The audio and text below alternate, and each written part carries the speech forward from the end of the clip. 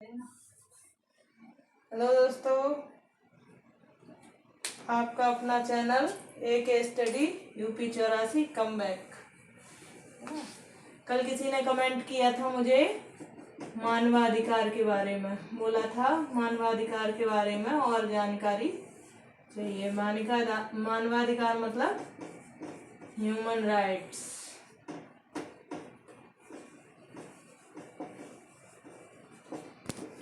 ठीक है, human rights इसका मतलब है कि बेबुनियादी अधिकार। जो लिखना चाहे वो लिख सकता है, नोट कर ले।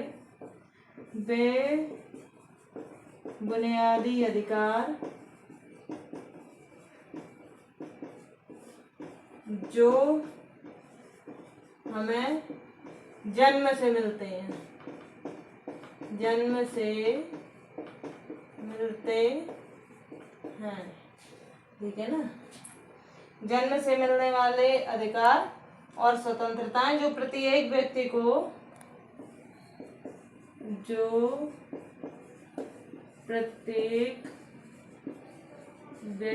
को उसकी जाति, धर्म, लिंग,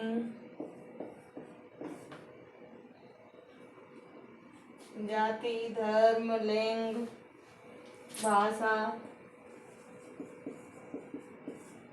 या राष्ट्रीयता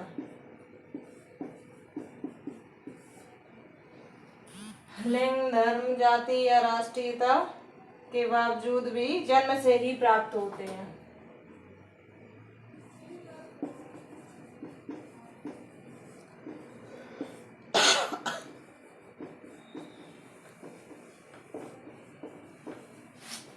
जन्म से ही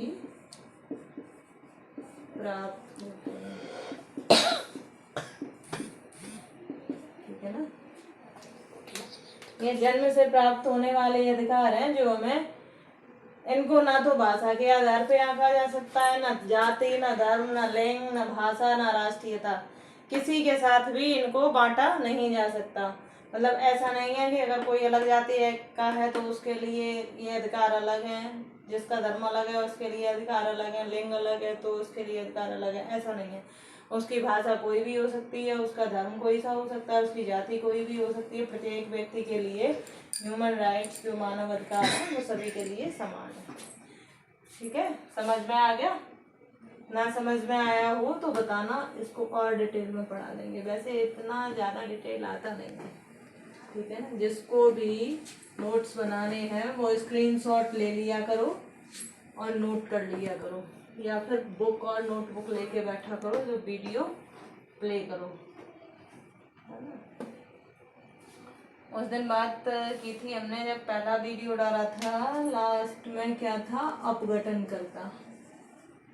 अपघटनकर्ता तक हमने पढ़ लिया था।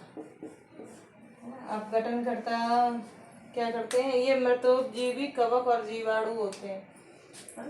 इनका काम है, प्रकृति के मेहतर होते हैं। ये क्या होते हैं, इनको प्रकृति का मेहतर भी कहते हैं।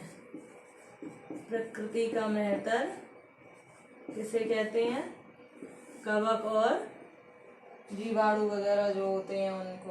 ठीक है, और इसके बाद बात करते हैं वन पारिस्थितिकी तंत्र की। क्या बात,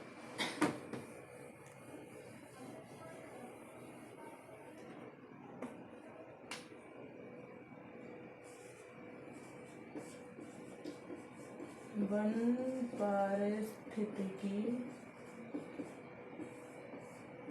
तंत्र। वन पारिस्थितिकी तंत्र भारत में वर्षा की मात्रा व वनस्पति के आधार पर वनों के तीन प्रकार पाए जाते हैं। भारत में वर्षा के आधार पर कितने वन पाए जाते हैं?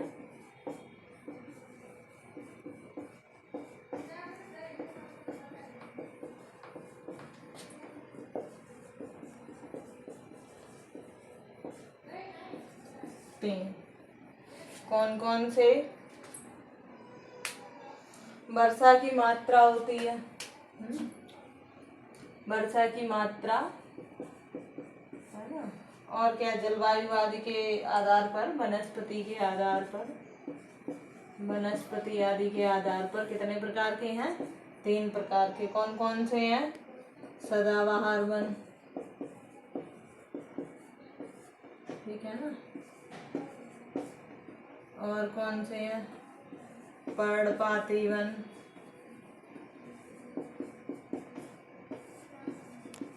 और कौन सा है? शुष्क पर्णपाती वन।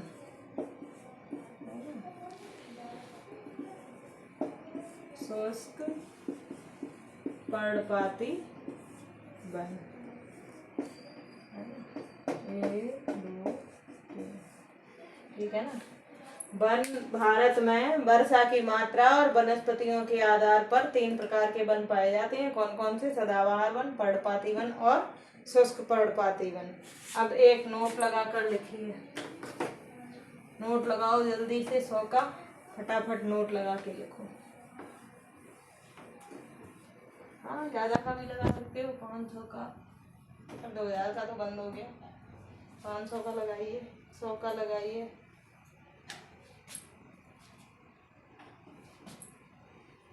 नोट लगाइए, नोट, है ना। इसका है स्थलीय पारितंत्रों में, लिखिए, स्थलीय पारितंत्रों में सबसे बड़ा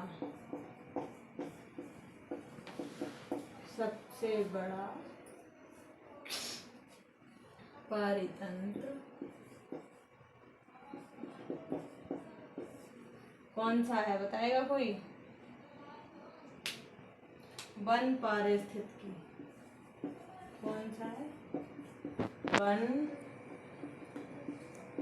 पारिस्थितिकी तंत्र ही है। कौन सा है? स्थलीय पारितंत्रों में सबसे बड़ा पारितंत्र कौन सा है? वन पारिस्थितिकी तंत्र ही होता है। अब बात करेंगे हरित मफलर या ग्रीन मफलर। इसी के अकॉर्डिंग आता है हरित मफलर, ग्रीन मफलर।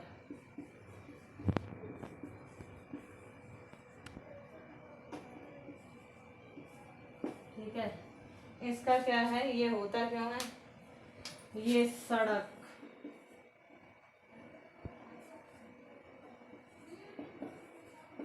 या रेलवे लाइन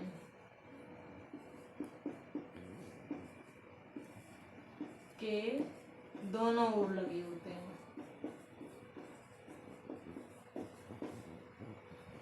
सड़क या रेलवे लाइन के दोनों ओर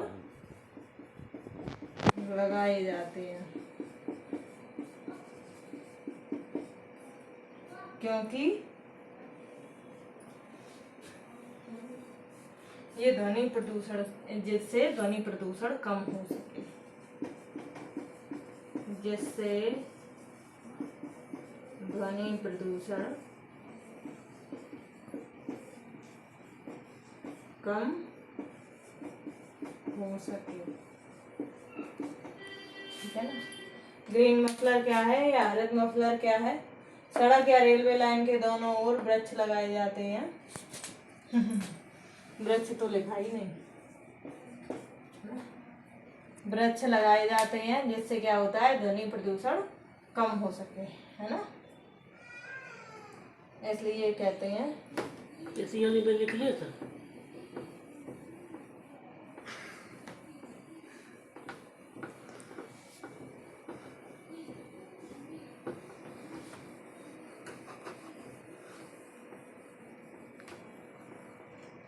अब बात करते हैं ग्रीन बेल्ट की, हरित पट्टी।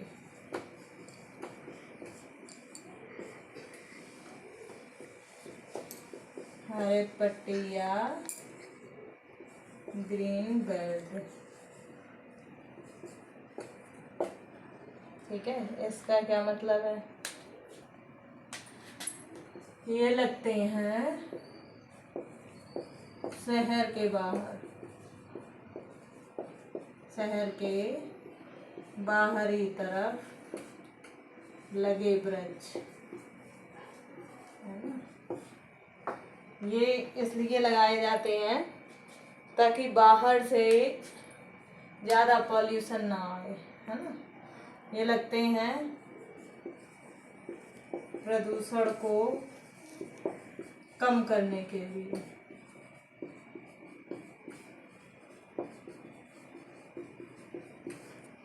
ठंडक के लिए, और भी इनके उपयोग हैं, है ना। मेन क्या है, प्रदूषण को कम करने के लिए किसी भी शहर के चारों तरफ वृक्ष लगाए जाते हैं, सड़कों के दोनों तरफ। सड़कों के अलावा बाहर जैसे पार्क वगैरह होते हैं, इन सब के लिए भी लगाए जाते हैं, है ना। इसको ग्रीन बेल्ट बोलते हैं। कल बात करेंगे जीव संख्या पिरामिड की। नेक्स्ट होगा जीव संख्या पिरामिड।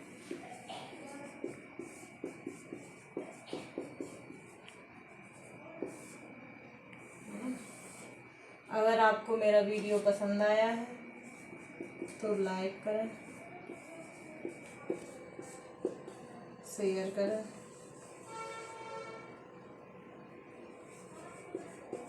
और सब्सक्राइब करें, जिससे कि ये वीडियो उन लोगों के पास तक भी पहुंचे जो फाउंडेशन बैच नहीं ले सकते या जिनके पास पढ़ने के लिए दूर दूर तक जाने के लिए कोई सुविधाएं नहीं होती, कोचिंग्स दूर होती हैं या उनकी कोई और भी दिक्कतें होती हैं। इसलिए इस चैनल को इतना ज़्यादा से ज़्यादा शेयर करिए, ये फ्री ऑफ कॉस्ट है। थैंक यू, धन्यवाद।